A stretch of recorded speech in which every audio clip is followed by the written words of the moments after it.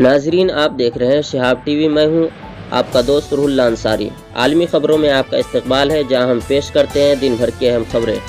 خبر شروع کرنے سے پہلے ڈالتے ہیں ایک نظر آج کی سرخیوں پر۔ ایران کے جنوبی علاقے سیلاب کی زد میں 20 جانیں ضائع۔ فلسطین کے سابق نائب وزیر اعظم اور معروف ماہر تعلیم ڈاکٹر ناصر الدین الشاعر نامعلوم حملہ آوروں کی فائرنگ سے ہوئے زخمی۔ ترک صدر رجب طیب اردگان کی ثالثی میں روس یوکرین تاریخی معاہدہ۔ شامی خانہ جنگی میں 3 لاکھ سے زائد عام شہری ہلاک ہوئے۔ امریکہ یوکرین کو 300 کلومیٹر کی مسافت کے حامل میزائل فراہم نہیں کرے گا، وائٹ ہاؤس۔ اب دیکھیں تفصیلی خبریں۔ ایران کے استحبان میں 22 ٹیموں اور 125 افراد کے ساتھ امدادی سرگرمیاں جاری ہیں اور 74 افراد کو بچا لیا گیا ہے۔ اطلاع کے مطابق ایران کے جنوب میں واقع صوبہ فارس میں سیلاب کی آفت میں 20 افراد ہلاک جبکہ 3 لاپتہ ہیں۔ ایران کی سرکاری ایجنسی ارنا کے مطابق فارس صوبے کے ادارہ برائے بحران انتظامیہ کے مینیجر خلیل عبداللہی نے شدید بارش کے بعد سیلاب کی تباہی کے حوالے سے ایک بیان دیا۔ عبداللہی نے بتایا کہ صوبہ فارس کے استحبان اور داراب شہروں میں آس پاس سیلاب کی زد میں آنے سے 23 میں سے 20 افراد اپنی جان سے ہاتھ دھو بیٹھے ہیں تو 3 افراد لاپتہ ہیں اور 15 گاڑیاں پانی میں بہہ گئی ہیں۔ دریائے ردوال میں طغیانی آنے کے نتیجے میں پانی کی زد میں آنے والے 55 افراد کو زندہ بچا لینے کی وضاحت کرنے والے عبداللہی کا کہنا ہے کہ لاپتہ 3 افراد کی تلاش کا کام جاری ہے۔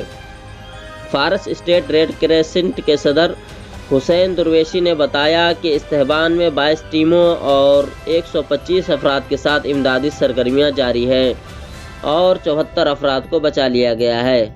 درویشی نے بتایا کہ موسلا دھار بارش کی وجہ سے آنے والے سیلاب سے 51 گھرانے متاثر ہوئے ہیں اور سیلاب زدگان تک امداد پہنچائی جائے گی۔ فلسطین کے سابق نائب وزیر اعظم اور معروف ماہر تعلیم ڈاکٹر ناصر الدین الشاعر نابلس میں نامعلوم حملہ آوری کی فائرنگ سے زخمی ہو گئے ہیں۔ ان کی ٹانگوں میں 6 گولیاں لگی ہیں، جس کے بعد انہیں علاج کے لیے اسپتال منتقل کر دیا گیا۔ مقامی ذرائع کے مطابق الشاعر کے پاؤں میں گولی لگی تھی، اسے علاج کے لیے رفیدیہ اسپتال لے جایا گیا تھا۔ کل جمعہ کو نامعلوم مسلح افراد نے ایک گاڑی کے اندر سے فائرنگ کی جس میں الشاعر موجود تھے۔ فائرنگ سے انہیں 6 گولیاں لگیں جس کے باعث وہ شدید زخمی ہو گئے۔ صحافی نواف الامیر جو کہ شاعر کے ساتھ تھے نے بتایا کہ ہم لوگ کفر قلیل سے ایک پروگرام کے بعد گاڑی میں سوار ہو کر تھوڑے ہی دور چلے تھے کہ 2 مسلح افراد نے ہماری گاڑی کو روکا۔ جہاں ہمیں روکا گیا تھا وہاں فلسطینی سیکورٹی فورسز کے کیمرے بھی نصب تھے۔ بندوق برداروں نے پہلے سابق وزیر اعظم کو گاڑی سے اتارنے کی کوشش کی، جس سے لگ رہا تھا کہ وہ انہیں اغوا کرنا چاہتے ہیں، مگر ہم نے گاڑی کے شیشے بند کر دیے۔ اس کے بعد حملہ آوروں نے اندھا دھند فائرنگ کی، کئی گولیاں ان کی ٹانگوں میں لگی جس سے وہ زخمی ہو گئے۔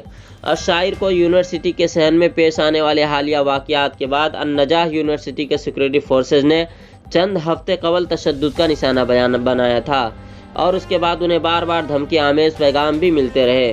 یونیورسٹی میں پیش آنے والے واقعات کی تحقیقات کے لیے ایک کمیٹی تشکیل دینے کا فیصلہ کیا گیا۔ انکوائری کمیشن نے النجاح سیکورٹی کے ڈائریکٹر ان کے عہدے سے برطرف کرنے، یونیورسٹی کے 6 سیکورٹی ملازمین کو معطل کرنے اور 16 دیگر ملازمین کے خلاف سخت انضباطی کارروائی کا مطالبہ کیا۔ النجاح یونیورسٹی کے واقعات کے نتیجے میں الشاعر کو نقاب پوش افراد کی طرف سے دھمکیاں دی گئیں اور نابلس میں ان کے گھر اور ان کے بھائی کی رہائش گاہ پر گولیاں چلائی گئیں۔ ناصر الدین الشاعر سن 1989 میں النجاح یونیورسٹی میں لیکچرار ہیں۔ انہوں نے فلسطین میں اسماعیل ہانیہ کی قیادت میں قائم ہونے والی حکومت میں نائب وزیر اعظم کے طور پر خدمات انجام دی۔ پوری دنیا کو متاثر کرنے والے خوراک کے بحران کو ترکی نے حل کر دیا۔ کل روس اور یوکرین کے فریقین نے استنبول میں اناج کی ترسیل کے معاہدوں پر دستخط کیے۔ شمالی قبرصی ترک جمہوریہ کے صدر ایرسن تاتار نے کہا کہ یہ معاہدہ صدر رجب طیب اردگان کے عظیم کوششوں، اصرار و عزم کا مرہون منت ہے۔ یہ معاہدہ اس بحران سے متاثر تمام تر ممالک کے قریبی دلچسپی کا حامل ایک معاملہ ہے۔ امریکی وزیر خارجہ اینٹونی بلنکن نے ایک تحریری بیان میں کہا کہ امریکہ اس معاہدے کا خیر مقدم کرتا ہے اور ان مذاکرات میں ثالثی کے لیے اقوام متحدہ کے سیکریٹری جنرل انطونیو گتریس اور صدر رجب طیب اردوغان کے پرعزم سفارتی کوششوں کو سراہتا ہے۔ بلنکن نے اس بات پر زور دیا کہ عالمی برادری کو اس معاہدے کے نفاذ کے لیے روس کو ذمہ دار ٹھہرانا چاہیے اور روس کو یوکرین کے بندرگاہوں کی ناکہ بندی ختم کر دینی چاہیے۔ وائٹ ہاؤس کے قومی سلامتی کونسل کے اسٹریٹجک کمیونیکیشن کوآرڈینیٹر جان کربی نے بھی ثالثی پر ترک صدر رجب طیب اردوغان اور گوٹریس کا شکریہ ادا کیا۔ یورپی یونین نے بھی اس عمل میں ترکی کے اہم کردار کو سراہا اور معاہدوں پر تیزی سے عمل درآمد پر زور دیا۔ یورپی یونین کے اعلیٰ نمائندے برائے خارجہ تعلقات و سیکورٹی پالیسی جوزف بوریل نے اپنے بیان میں کہا کہ دستخطوں نے منفی روش کو تبدیل کرنے کا موقع فراہم کیا ہے۔ روسی وزیر خارجہ سرگئی لاوروف نے معاہدوں میں تعاون پر ترک صدر رجب طیب اردوغان کا شکریہ ادا کیا اور کہا کہ یہ معاہدے عالمی غذائی تحفظ کو یقینی بنائیں گے۔ روسی وزیر دفاع سرگئی شویکوف نے بھی کہا کہ وہ مذکورہ معاہدے کی پابندی کریں گے۔